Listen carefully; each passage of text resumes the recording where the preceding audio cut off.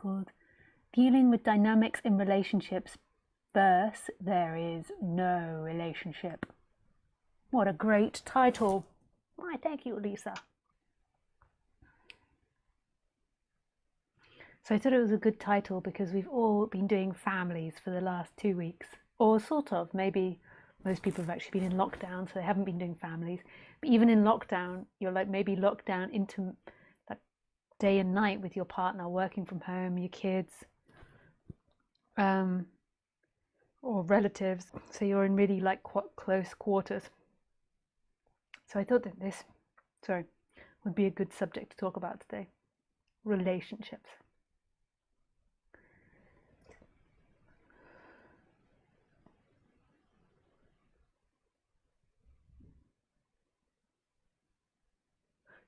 So with me and Khaleesi, like I can think about Khaleesi. However, she can't really think about me. She maybe can have some like vague images of me, but she can't think about me because she doesn't think. She doesn't have language, so she doesn't think. There's some form of thinking, but it's not like human thinking. So she can't think, oh look, there comes Lisa, is she going to give me some chicken? Or Lisa's been in a bad mood today, or Lisa's very kind today, or Lisa's being very passive aggressive today, or why does Lisa do that? It's so annoying, or I love it when she does that, or why doesn't she tickle me more? I love to be tickled. She can't think about these types of things. So in a way our relationship's very simple, except I can't sit and watch a beautiful sunset with her and be like, oh, Khaleesi, isn't that really beautiful? She can't appreciate things like that. And I can't say to her, look, Khaleesi, if you don't behave like that, then you'll be able to do this. I can't explain or reason with her. So I have to like teach her by pleasure, pain, I suppose. So when she does something good, I give her a biscuit. Actually, that's not true, biscuit. It's a piece of chicken. And when she does something bad, she doesn't get a piece of chicken, and she might go, I don't want to do it too loud, or yep, she's looking. She heard that.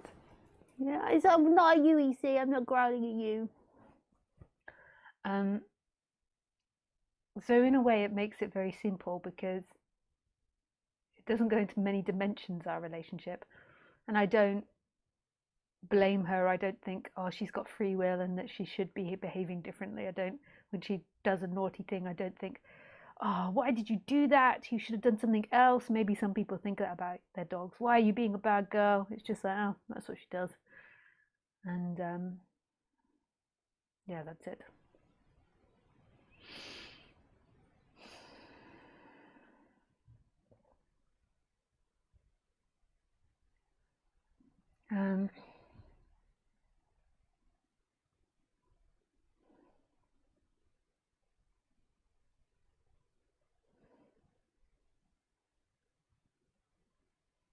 But when we have relationships with humans, it becomes more complicated because we've got the ability to speak and to think.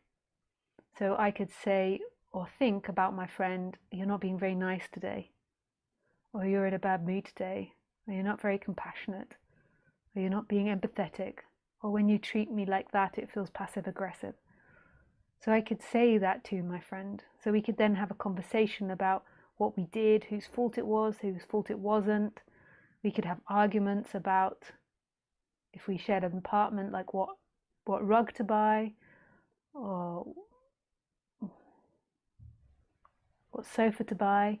And she might like something and I might like something else, and then we might discuss our communication techniques, and she might not be pleased with my communication techniques, or I might not be pleased with hers.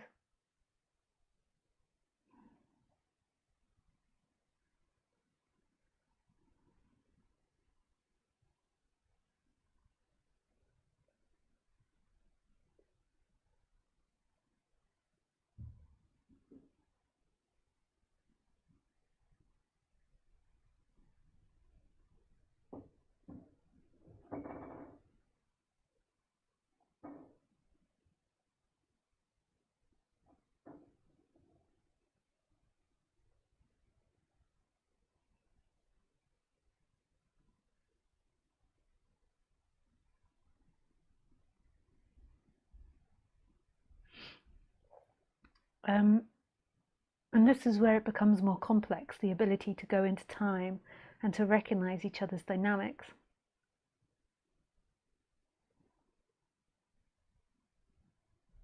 Because in the end, that's not who we are.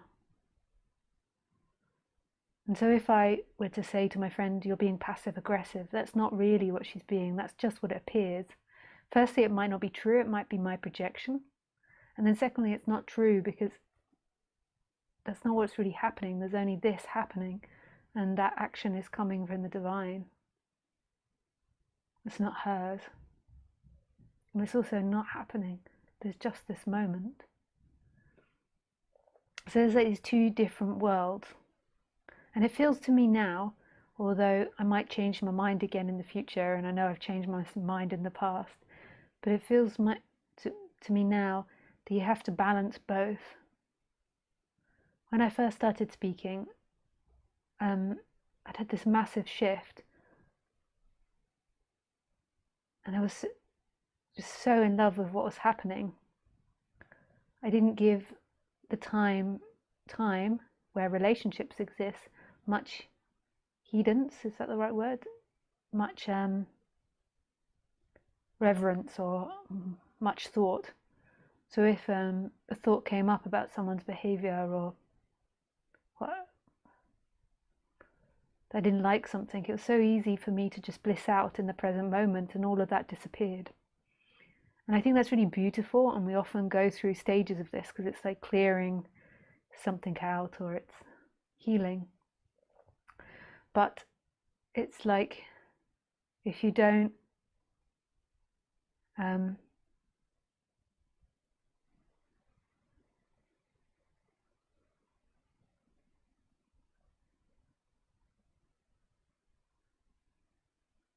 what's that famous saying? When the master's not at home, the monsters come in. The master's not home, the monsters can come in, or something like this. So there's also the problem that if you don't take care a little bit of the timeline, then you can get yourself into difficult situations.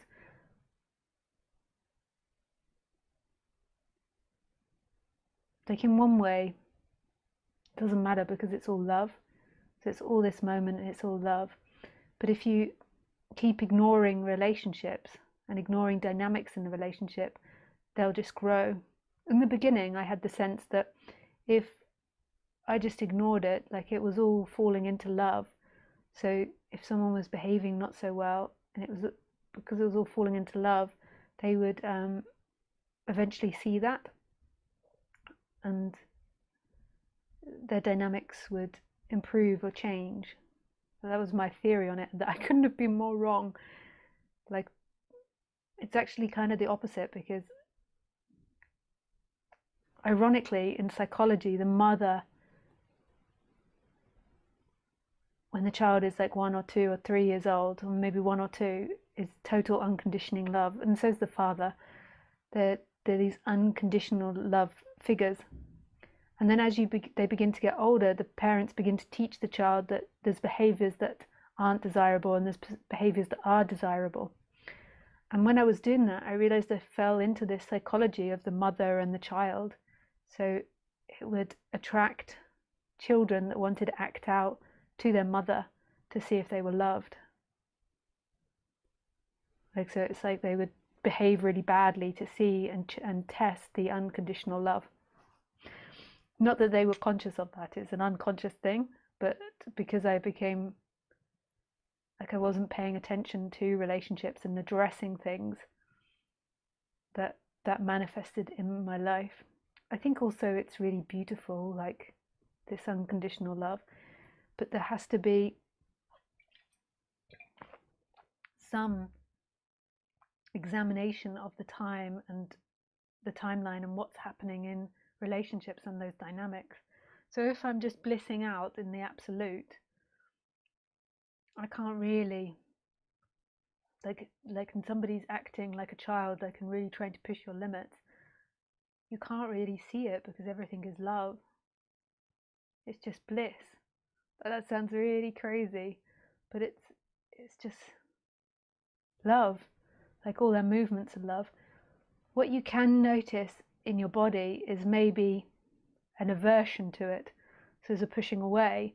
But the thing is if you're really blissed out in the moment, there might not even be the impulse to push it away, because even the pushing away, so that pushing away is considered love, so you don't really act out on it, it's just bliss. So it's so funny in a way. Like if we were in a whole society where everyone was woken up, maybe it could be more of like totally blissing out in the no place land. But when you're interacting with other humans, you have to an extent, understand the games. And your games, like your human will have games as well. So also my tendency is to be, when people are pushing my boundaries, I can become really passive. I can be so active in all my life and really like fiery and energetic and confident, but there's some trauma in my body where if somebody has a particular dynamic with me, I can become really passive. Maybe not as passive as other people, maybe other people wouldn't even notice it's passivity, but there is a passivity there. So it also like plays into this dynamic, the blissing out. And this is the delicate balance of non-duality. It's like waking up, like bathing in that love of what you are, and that nothing matters, no relationship matters, there's no empathy, there's no other, there is no badness, there is only the divine, absolute divinity. And at the same time being able to navigate this society and other people. And so I found that what had to happen to me was like to get really slapped around the face. And maybe it's still happening to an extent. There's still some working out of how to deal with humans and how to live this in a society that's identified. And that slapping around the face. So because I ignored dynamics, so if you've got a kid that's acting out on you, pushing you to see if you love them unconditionally, and because I ignored that, like obviously their actions became more and more extreme until it became like a bomb, and then suddenly I'm involved in this like explosion. And yeah, that was really amazing lesson and incredibly painful as well, and disheartening, because I had most probably attached in some way to this idea that like if you just are in that love, that it will soften humans. And I think it did. Like I think there was a healing element to it too. And I can also see that like my body was getting triggered in dynamics as well simultaneously, but I was so blissed out, you kind of like, you can get triggered or your body can behave in a certain way and you still can't really notice it. It sounds crazy, but you're not thinking, you're not self-aware really. There's just this bliss, and then it's like this body is like having emotions or feelings inside this big infinite space of love, and it becomes very unimportant in a way, and then you can see the other person's feelings. And also I'm an empath, so whenever I interact with someone, I pick up their feelings, their wants, their emotions. So there's also this confusion that happens as well, which I still have to navigate. Or maybe some people, you could call it something more extreme than an empath. It's being able to feel other people's feelings as if they're your own, and sometimes their thoughts as well, and their wants and their needs and their desires. So if I come too close to someone, it doesn't happen all the time, but it happens a lot, then it's like we hold this energy around our body, and it's like when my energy mixes with theirs, I feel them as if they're me. There's no difference between me and them. I call it empathy because I think that's what some other people call it, like an empath. But I just feel that we all have this energy around us, but I don't think that everyone can feel it. Like, I don't even think if you wake up you feel it. I don't think it's to do with that. It's to do with your sensitivity. So that's also something that I have to be conscious of on a thinking level.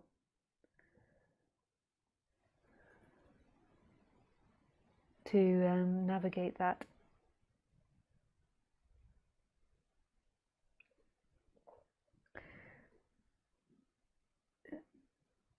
And I think that some people might call what I was doing bypassing. It's hard to see it as bypassing because bypassing sounds such a negative thing, and it was so blissful.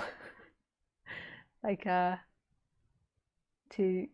was so much love, but it was not paying enough attention to dynamics in relationships.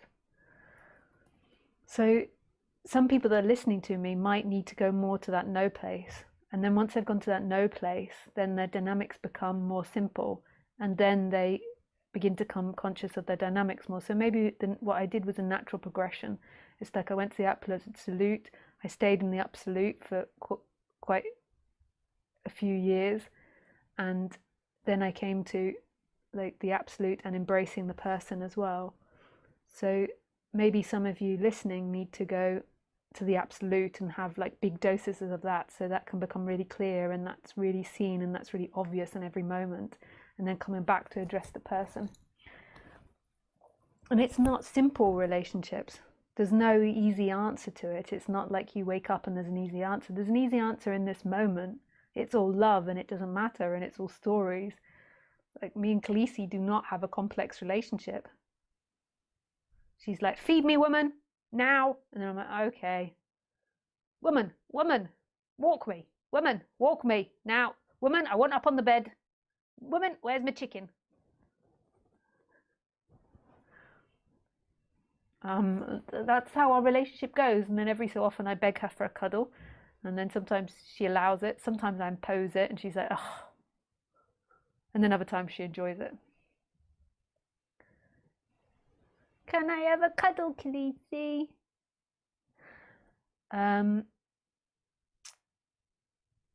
Yeah, so that's a very simple relationship. And in a way, if we couldn't speak or think, our relationships on human level would be very easy. But because we can, we have these invented characters which we communicate having free will, but they don't actually have free will.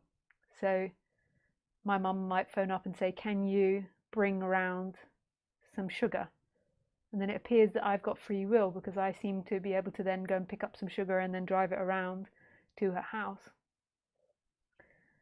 And this is where it becomes more complex, because then we can speak about behaviors and dynamics and aggression and traumas.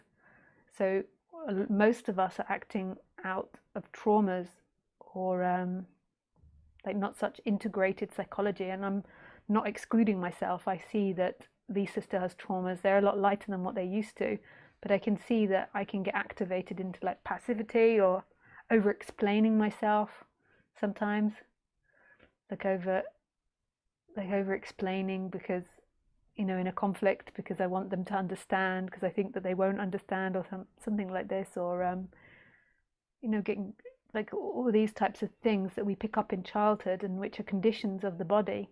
And everybody has these conditions, and if they're like really dysfunctional, then your life is going to be really hard, because your life is going to reflect back that. If you've got like really dysfunction, sometimes your life is really chaotic and hard, not because you've got difficult dynamics, but often it's because there's difficult dynamics and traumas acting out. So if you've been really traumatized by your mum and dad or something, or relationships, then maybe you keep acting that out in relationships again, and you keep getting proven again and again that people can't be trustworthy or something.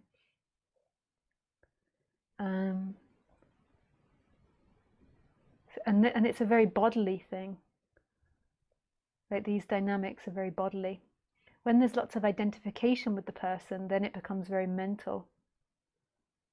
So the bodily feeling is there, so the impulse to over-explain something is there, but then it becomes a very mental idea, like lots of stories. They won't believe me, they will believe me, blah, blah, blah, blah, whatever it is. Or they don't understand, nobody sees me, and it goes into stories and you get really fixated on it. And then this like encourages the feeling in the body. So this sort of elongates it and makes it feel really bad because you keep repeating stories that are uncomfortable, or you're angry with someone, or there's hatred towards someone. And that's when there tends to be identification and then seeking on top of that this complex thinking happens and emerges. But our bodies naturally have these impulses in which we've been trained to have. So if you had parents that really didn't give you enough attention, maybe you become really self-sufficient and you never look to anyone for attention or something. That could be one way of behaving. And this is a really ingrained dynamic in your body. Your body will naturally choose to be remote, and even waking up, it might even choose to be remote more. It might choose to be more social, but this will be very ingrained. It's like day after day for years and years of living with parents that reinforce that story. And that's a bodily thing. That's no longer a mental thought. But that dynamic might bring around lots of mental activity. So there's identification with the body-mind. So there's identification with that dynamic. And then there's lots of like moaning about people crossing your boundaries and coming too close. And why don't they leave me alone? And yak, yak, yak, yak, yak. Why am I always in this situation again? All these types of things. When it's really seen not to be you, then it's just a happening and it's nobody's fault. It's the way in which you were grown. Just like the way a tree grows in a forest, it has to bend and curve to all the undergrowth that's around it, and it will be marked by it, by whatever it came against. If there was another big tree around it, maybe it had to bend around that tree. Yes. But none of these dynamics are who you are.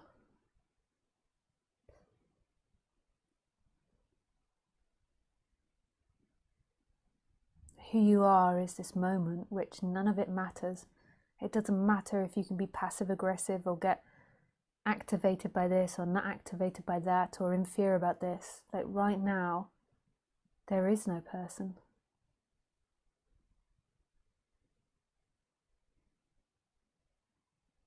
Right now, there is freedom.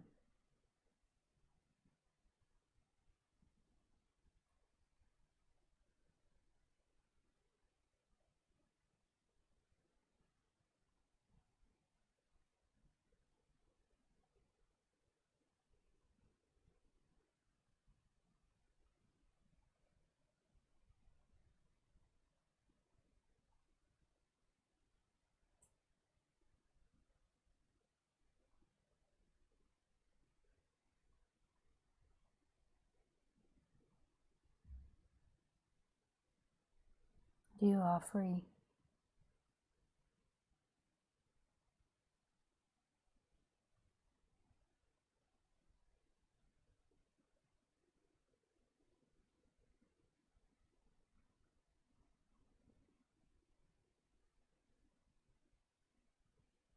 None of it really matters. There isn't really another person there. It just seems like there is. There's movement and actions happening. But there isn't really another person there. There's just freedom. Like this is consciousness or no-thingness looking at no-thingness. And even though we can speak about dynamics in the imagination and in time, it's really not happening.